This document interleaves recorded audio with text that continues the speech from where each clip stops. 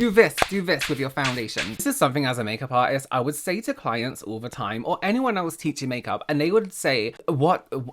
Your foundation needs to become part of your skin? But what does that mean? Why is that important? And why does foundation need to become part of your skin? There's a lot of reasons your makeup might not go how you want it to. Everything starts with skincare. Skincare is the most important thing. That can be skincare that works over time. That can be skincare that works in the moment. The amount you apply before makeup is very important. The amount of foundation you apply is very important. And the way you blend your foundation into your skin is very, very important. It can make blush last longer, it can make bronzer last longer, it can make anything you put on top last longer when your foundation isn't just sitting on top of your skin. Here's how we make foundation become part of your skin. It's just blending a lot. And this may not be a visual difference. It's just a method and a technique, right? The idea is you don't want your foundation sitting as a layer on your face. I like to use a puff like these on myself. These are from the brand Glow. If I'm working on clients, I'll apply foundation with a flat brush in small areas because we don't want to like move it around. And then I'll get a brush like this that has this kind of flat area here, hold it quite far down and then push into the skin. The idea is we are pushing into the skin. I give my advice for people who maybe aren't professional makeup artists. So I'm going to use my puff today. I'm going to apply a little bit of my foundation. Then I'm going to work on that area and really make sure it is being pushed into the skin because I don't want it to be a layer on top. And what I want to do at the end of this application is be able to touch my finger to my face and not leave a fingerprint and not have too much foundation come off.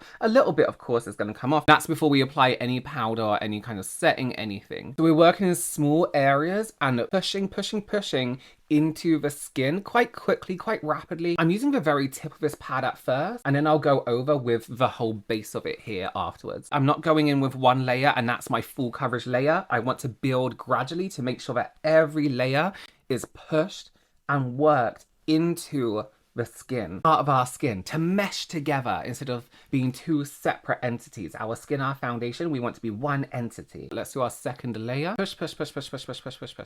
Needs a little bit more. And this isn't a long process. You can see I'm tapping very, very quickly. Finger, let's tap right here.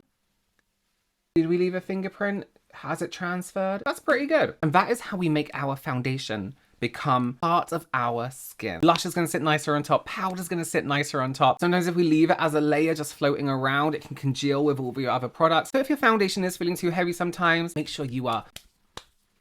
I hope it helps.